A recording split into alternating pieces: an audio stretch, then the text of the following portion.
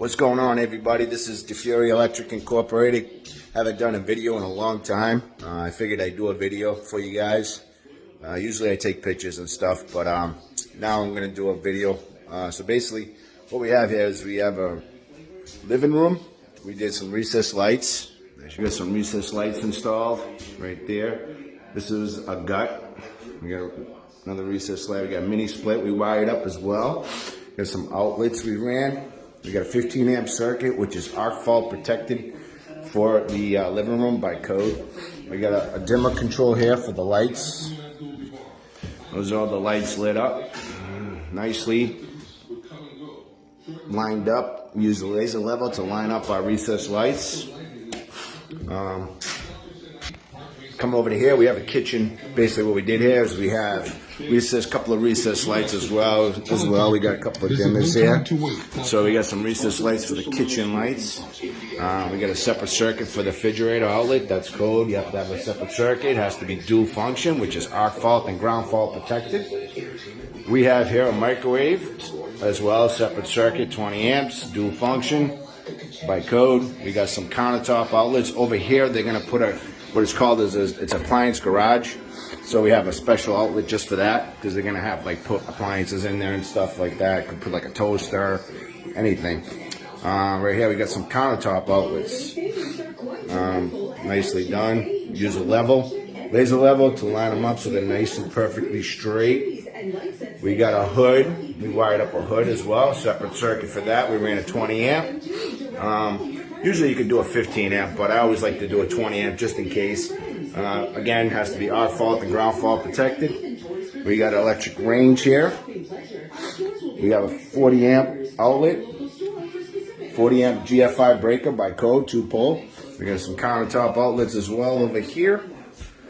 Over here we have a dimmer control for some 3-inch recessed lights just for the countertop area, because they had no lighting here, so we wanted to give them some light up the countertop area for them. Goes all the way across. Get some lights over there as well. We did the mini splits. We got 2 mini splits. We got one here, which is the kitchen, and then one in the living room. We got some kitchen outlets. Got to be a 20 amp circuit.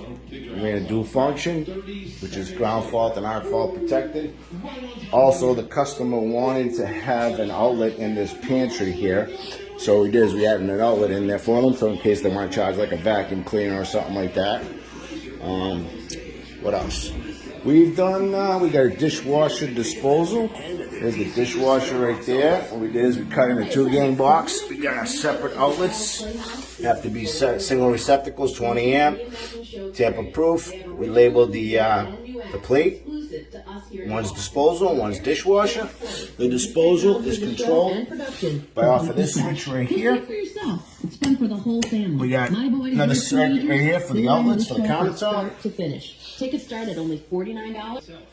All right, now I'm going to take you downstairs to the basement. What we had to do is we had to rip out the existing service panel.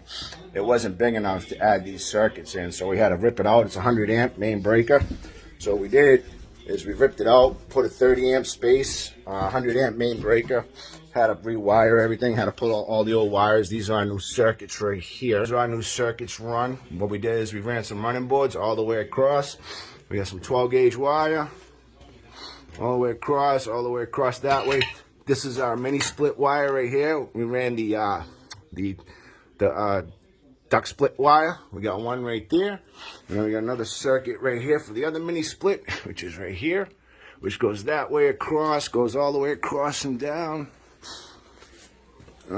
Here's the panel we did. Basically, the old panel was this garbage. Look at this thing. Come on, guys. Seriously, look at this thing. It's terrible, terrible, terrible.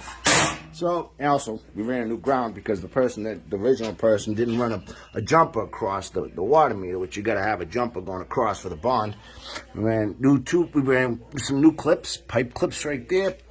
New grounding pipe clip right there. We jump it across. This is the main pipe coming in from the city. Got a ground coming up. We ran this 1/2-inch PVC. Basically, we heated it up to get the bend, put a clip. Could have a clip within 3 feet, come up. Here's the panel, all nice and labeled. Got it by code. Have to have a surge protector in there, even though you're not doing a service upgrade, but you're doing a service replacement. Well, panel replacement, I should say. You got to have a surge protector. So we got a surge protector in there. There's our arc faults, dual function breakers. You get the mini split right here. I'll show you outside in a minute. Here's our range, 40 amps, GFCI protected by code. Everything is up to code, ready for final inspection. Nicely done. Nicely done, yeah. All these wires are nice and stapled. As you can see right there. These wires weren't long enough, so we had to put a junction box to splice them on. We're within 6 feet, so we don't have to put an arc fault breaker. And then we got our panel outlet right here. Just below it. Had to move this panel over because the other one was right here, and you got the pipe, so they can't have any restriction in front of it. So we had to move it over a little bit. Now we're within code. Let me take you outside and show you the mini split. So what's going on, guys? We're outside right now. Holy shit, is it cold out? Gotta dress warm, man. It's getting cold out there. But anyways, here's our mini split. So what we got is our mini split here. It's a Daikin unit. Sorry, don't mind me. I'm getting a little sick over here. We got our disconnect here, which is our HVAC pull-out disconnect right here.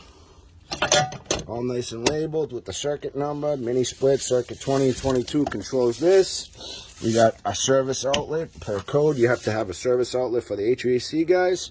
It's got to be weather resistant, Tampa proof. Nicely done. This is just a junction box here that we brought our mini split wires in, and we flex them into the unit because you got to have them physically protected and stuff. So we flex them in nice and clean.